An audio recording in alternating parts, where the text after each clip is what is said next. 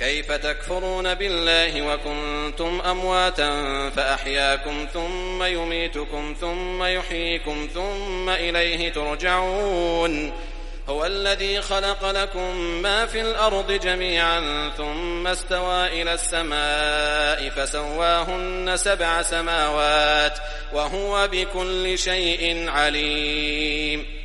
وإذ قال ربك للملائكة إني جاعل في الأرض خليفة قالوا أتجعل فيها من يفسد فيها ويسفك الدماء ونحن نسبح بحمدك ونقدس لك قال إني أعلم ما لا تعلمون.